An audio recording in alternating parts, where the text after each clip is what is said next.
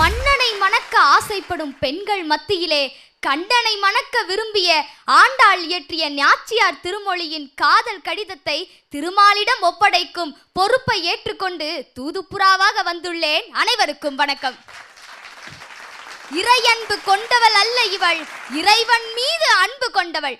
ஆழ்வார்களுள் ஒருவராய் இருந்து அந்த திருமாலையே ஆள ஆசைப்பட்டவள். கல்விக்கு காரைக்குடி, கற்புக்கு கண்ணகி என்பதனை போல இறையன்பு என்றாலே அது ஆண்டாளாகத்தானே இருக்க முடியும். கண்ணனின் மீது தீரா அன்பு கொண்ட இவளை பார்த்து ஸ்ரீ மணவாச மாமுனிகள் தமது உபதேச ரத்தின மாலையிலே அஞ்சு குடிக்கு ஒரு சந்ததியாய் ஆழ்வார்கள் தம் செயலை விஞ்சி நிற்கும் தன்மையளாய் பிஞ்சாய் பழுத்தாளை ஆண்டாளை பக்தியுடன் நாளும் வழுத்தாய் மனமே மகிழ்ந்து என்று தம் மனம் குளிர அல்லவா பாடுகிறாள். ஒரு பெண் எத்துணை முறை தோற்றாலும் மீண்டும் மீண்டும் எழுந்து எழுந்து வெல்வாள் என்பதை ஆண்டாள் நாச்சியாரின் இந்த நாச்சியார் திருமொழி நமக்கு உணர்த்துகிறது அல்லவா.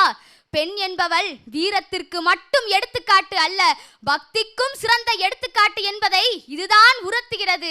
அதனால்தான் வீரத்திற்கு வேலு நாச்சியார், பக்திக்கு நம் ஆண்டாள் நாச்சியார். மார்கழியிலே நோம்பிருந்து வராத கண்ணனிற்காக தையில் மீண்டும் நோம்பிருக்க தொடங்குகிறார். அதனால்தான் இது தையதொரு திங்கள் என்றே இந்த நாச்சியார் திருமொழி ஆரம்பமாகிறது. முதலில் ஆண்டாள் என்றால் என்னவென்று தெரியுமா? அந்த ஆண்டவனையே ஆண்டு மனமுடித்து வந்தவள் என்பதுதான் பொருள். இன்று இந்த பொருள் இங்கிருக்கும் எத்தனை பேருக்கு தெரிந்திருக்கும்?